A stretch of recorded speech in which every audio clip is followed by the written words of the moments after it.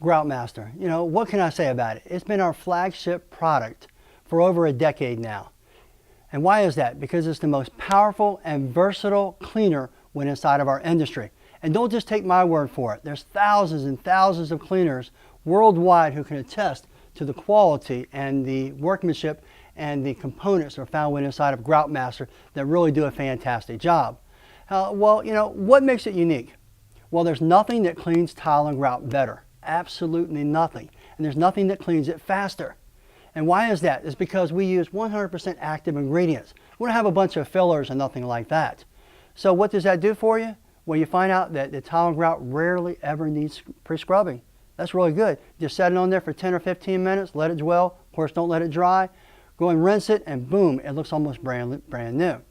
It's also extremely economical. You know, one of these right here can make 50 gallons of product. So you can do thousands and thousands and thousands of square feet with it. So being it's extremely concentrated, it has zero fillers, it just goes a long ways and cleans really well. It has over 5,000 five-star reviews in the cleaning industry by industry professionals like yourself. It's also, it won't harm furnishings, it won't hurt your transitions, it won't hurt your cabinets, it won't hurt stainless steel like a lot of other products can do a lot of damage to the fine furnishings. Now, should you still wipe it off or tape it off, use some tape and drape? Of course, that's just common courtesy, common etiquette for the homeowner. But at times, some of it you might get some splash. You don't have to worry about it and doing any damage and having the liability that comes with other products that just aren't that safe. Okay, it's also safe for all types of tile, stone, and grout. So that makes it extremely versatile. It was also voted the absolute best carpet booster for adding to carpet pre-sprays to really give you that hit and that combo power when you're dealing with some rat nasty carpets. Okay, let's talk about mixing. Well, the mixing instructions are on the label, but let's just kind of break it down just a little bit further. Okay, basically you only need about 2 to 3 ounces per gallon. And I prefer a pump up, but more than anything else, I truly love having an electric sprayer. If you got an electric sprayer, I'm going to go ahead and put 2 to 3 ounces per gallon inside of there, mix it up with hot water, shake it up really well. And it doesn't have to be super hot water. You don't want it too hot. Why? You don't want it to dry too fast because then it's not working for you and it's a little more difficult to rinse off. And that's my first choice, is using a pump up or especially an electric sprayer. If you're going to use an inline sprayer, you want 16 ounces for an 8-to-1 and you only want 8 ounces for a 4-to-1 sprayer. Keep that in mind. If you're using it as a booster and just going to add it to your pre-spray, you mix up your pre-spray, add about 4 ounces to it, shake it up real good, and I'm telling you what, it'll cut some rat nasties just like it's butter. Okay, how about a few tips and tricks? Number one, how about a recipe for rat nasty carpets? I know some guys, especially for restaurants, they'll mix up 8 to 12 ounces and they'll mix 8 ounces of Citrusol along with it. So by doing that, you get that 1-2 punch that really does a great job of breaking through greasy spoons and rat nasty oily carpets.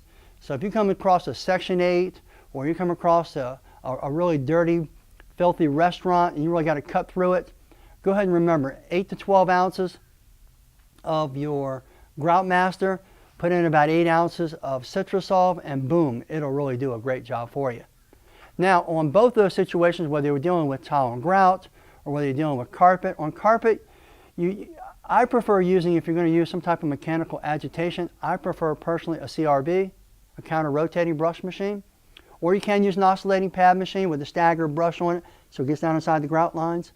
And I think it's kind of a misnomer in the industry. A lot of people think, well, if you use the green or the more stiff brushes, you'll do a better job for tile and grout cleaning. I find it to be not the case. What I have found is by using the standard blue brushes that come with it, they're a little bit firm, but just soft enough that when it hits the tile, the remaining parts of it are soft enough, it'll go down inside the grout lines and really clean it well. So if you're really dealing with some type of kitchen restaurant or something of that nature, go in there with your CRB and your blue brushes, go to town.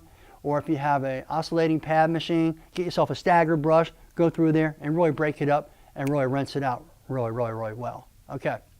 Now, it generally takes about 10 minutes dwell time, maybe 15 minutes dwell time, but never let it dry. It is an alkaline product. So alkalinity can leave a little bit of haze. If you get a little bit of haze, just go ahead and hit it off with a little bit of acid rinse, or you can just re-wet it with your product to knock it off of there, or just use a white pad and buff it right off. That's only happened to me a couple times, but once you get the experience level down, just don't let it dry and you're good to go. Another thing too is when I start to pre-spray it, I'll take my electric sprayer and I'll run it on low and I'll just go down all the grout lines first. That's the dirtiest areas, right? Then I'm going to mist over all the tile and everything. Let it set for a little bit. Go ahead and grab my CRB or whatever mechanical agitation I'm using, or if you're using a hand brush, that's fine too. I'm going to go through and hit all those lines. That's really on the really dirty ones, but most of the time you don't have to scrub. But it does give you an advantage to your clients because it's part of the dog and pony show. It makes you look more professional if you're bringing more equipment in and you're doing more work. Because let's face it, tile and grout cleaning is very profitable, is it not? Now, if you're going to use it as a standalone cleaner, there's nothing wrong with that. If you're going to use it as a standalone cleaner in a Rat Nasty Section 8 or something of that nature, you can go ahead and use an alkaline rinse. Our alkaline rinses are around 8 if you need a 1-2 punch to really knock it down.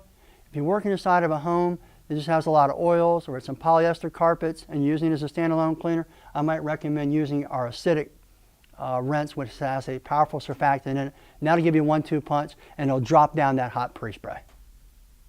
Hey, I want to take a quick second and thank everyone for their support of Truck Mount Forums. Don't forget, if you could go to our YouTube channel and subscribe, we'd really appreciate it.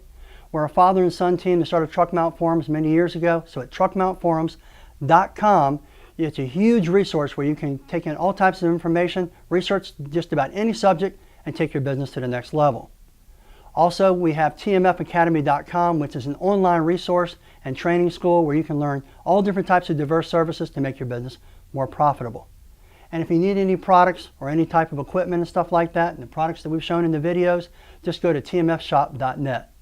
Lastly, if you need some information, you need it really fast, go to our Facebook group, Truck Mount Forums Professionals, and we'll help you there. Well, I'm Rob Allen. Have yourself a great day.